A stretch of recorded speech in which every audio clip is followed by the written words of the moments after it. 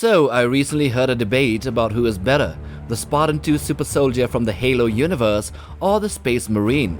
After listening to it, I was sure I wanted to turn traitor and beg Horn to smite down both the debaters, the one who gave weak-ass points to the Space Marine and the other, well, for siding with Halo.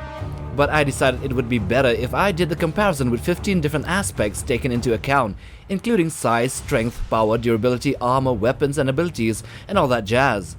Plot armor won't save anyone here. This will be as unbiased as a news network covering news about China. Lol. So anyway, let's get into introducing the participants and then get on with the show.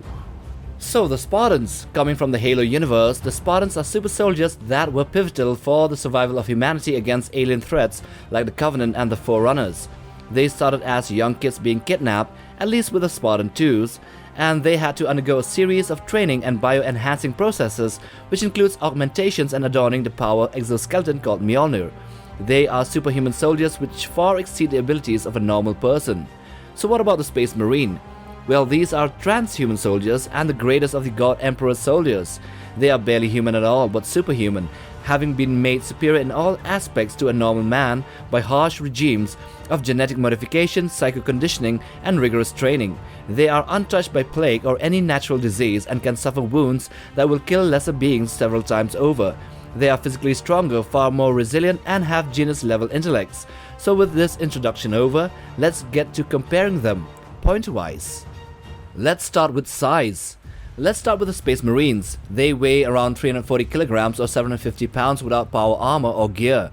They stand 7 to 8 feet tall on average, with some that can be over 9 to 10 feet tall or around 3 meters and have larger, denser bones, more organs and more denser muscles. Halo Spartans owe their abnormal sizes to physical augmentations designed to better equip humanity for interspecies warfare. However, they are less than 7 feet tall without armor and weigh around 160 to 180 kilograms or 350 to 400 pounds. So by this measurement, the Space Marines are both taller and heavier than the Spartans. Then we come to strength. Space Marines are stated to be about 1 order of magnitude stronger than a normal human. That means they are at least 10 to 20 times stronger. The weakest Marines can lift 2.7 tons over their head and push 5.4 tons. The stronger ones can double that number. On the other hand, the Spartan IIs are capable of lifting 3 times their body weight, which means 3 times 150 kilograms, that is 450 kilograms, or let's say just half a ton. That's still 6 to 7 times lesser than an average Astartes warrior. Remember, these are without powered armored suits. With suits on, the Spartans can lift around 3 tons, whereas with the Terminator suit, a Space Marine can lift more than 10 to 20 tons. Number 3. Now what about speed? We can clearly say that Spartans are really fast and nimble fighters. They can sprint head-on to an enemy formation, and those are one of the most impressive scenes that Halo constantly provides us. So with his armor on, the Master Chief was stated to be able to achieve speeds of 60 miles an hour, or nearly 100 kilometers per hour. But he is one hell of a beast.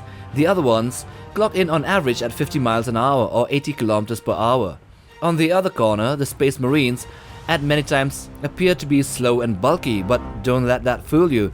They regularly reach speeds of 50 miles an hour or 80 kilometers per hour, and yes, there are exceptional individuals. So in this category, they are both equally fast. Number 4. Intelligence. So for the Spartans, even besides great education in military tactics they were given as kids, I think they are also intelligent as they can easily adapt and process things. John had an IQ of 160, and that is genius level intellect, focused on combat like a violent autistic kid. The Space Marines, however, are generally imprinted with knowledge, and so they are extremely educated. They have brains similar to a supercomputer, and they can process multiple situations, come up with battle plans, adapt, and overcome situations in milliseconds. Yes, that's one level up, or at least a tie. Number 5. Durability. Okay, so here we will have to take a look at what can kill these two super soldiers. So the two of them each have powerful armor, but strip them out of that, what do we have? Alright, the Spartans are highly resilient to damage. They can walk off bullet shots to their bodies and continue fighting, but can still be killed with conventional bullets, especially to their vital organs. The Astartes, on the other hand, have super calcified bones and fused ribcage, which would see them through any small caliber bullets. Even bolter rounds, which are .75 caliber explosive munitions, have a mixed impact. They would still fight with a limb blown off or even a punctured heart. So yeah, that is badass. Number 6. Reflexes. A Spartan II's reaction time, while impossible to chart accurately, is estimated to be around 20 milliseconds.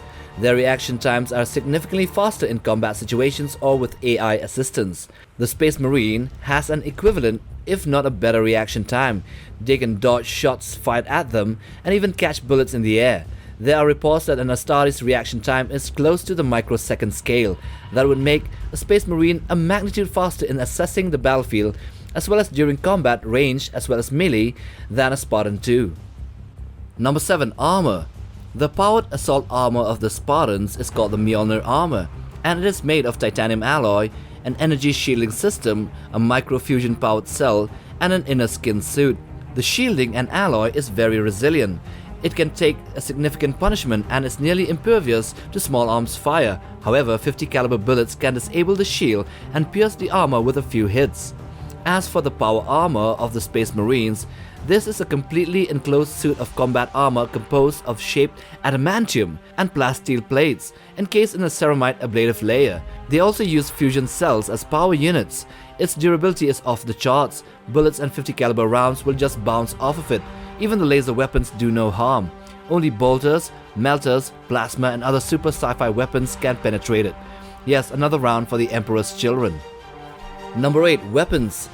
This is no-brainer. The main assault weapon of the Spartans shoot a 7.62mm bullet, which is kind of similar in size to an AK-47 ammunition, but it's faster and more accurate.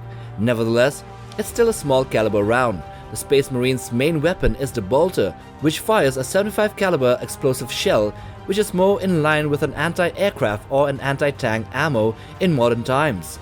So comparing an anti-tank shell versus an AK-47 bullet is kind of insane. The Space Marine also has access to plasma, laser, melter, volkite and many other future weaponry. 40k baby!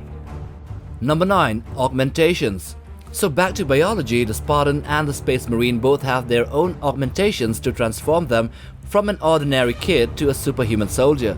For the Spartan, they have a total of 7 implants, which include carbide ceramic for the bones, others for muscles, oxygen intake, eyes, heart, pancreas and nerves.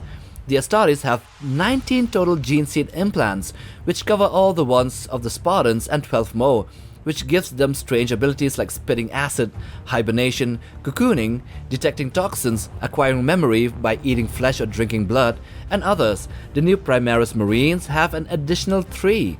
They are just over the top in sci-fi. Number 10. The healing factor. Okay, one of the augmentations of the Spartan II is the artificial platelet injections, which enhances the body's ability to slow bleeding and clot wounds. These platelets allow the super soldier to continue fighting without the risk of extreme blood loss. However, they do not speed up the healing process.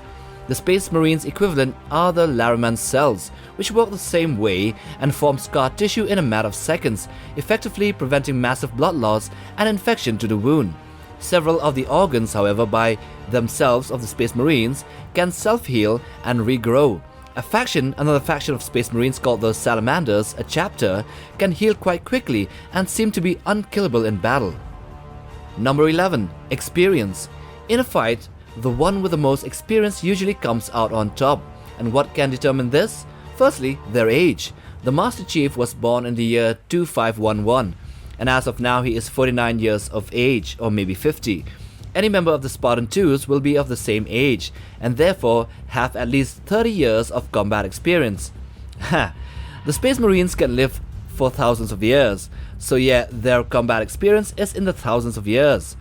Dante, the chapter master of the Blood Angels, is recorded to be 1500 years old, so do the number. Secondly, experience comes with the number of battles and the enemy forces, and these determine the experience. I can safely assume that the Xenos of the 40k far outgun the Covenant or even the Flood and the Forerunners. They also have demons, gods and warp entities. Number 12. Psychic power. Well, this element is not present in the Halo universe, which is more based on reality than 40k, which is just designed to be over the top and overpowered with no glancing thought for reality itself. As such, the Space Marines of the 40k have an innate psychic potential. While it is low and negligible in many, there are the Librarians which can harness the psychic power of the warp and use it to send out power blasts as well as mind attacks, telekinesis and also shielding, just to name a few.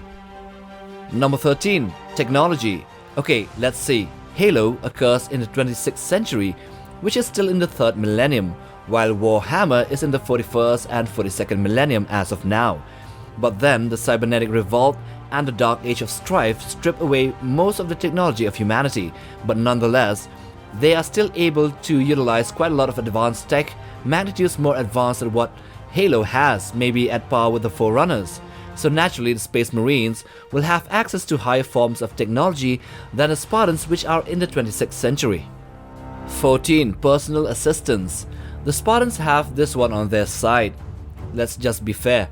They possess an AI assistant like Cortana, which can help them overcome enemies or battle situations. They can become the eyes on their backs and come up with critical battlefield tactics and provide necessary information as well as relay important information to and fro with the commanders. The Space Marines don't have this because it is considered heretical to possess an AI, a general AI. Instead, they have their minds, which are like supercomputers that enhance all their senses to the max. But it doesn't hurt to have an assistant, so yeah, the Spartans get this one. And number 15. Numbers. The Spartans are a dying breed, a critically endangered species of sorts, since the process of making them was banned, and the technology was downgraded to make lesser powerful Spartan trees and foes. The Astartes, on the other hand, have their numbers in the millions, or at least 1 million, because there are 1,000 of them in one chapter organization, and there are at least 1,000 chapters all over the galaxy. So it's 1 million versus a handful. Anyway, factoring these 15 aspects, the Space Marines takes the win in 12 of them, while the Spartans only have one on their side, the AI. And there are also 2 areas where they are tied in, which is speed and intelligence. And that's about it. So I hope you have enjoyed watching this video. Do hit that like button for support and subscribe. But most of all, smash that bell icon for regular updates on new videos on this channel. Take care, boys.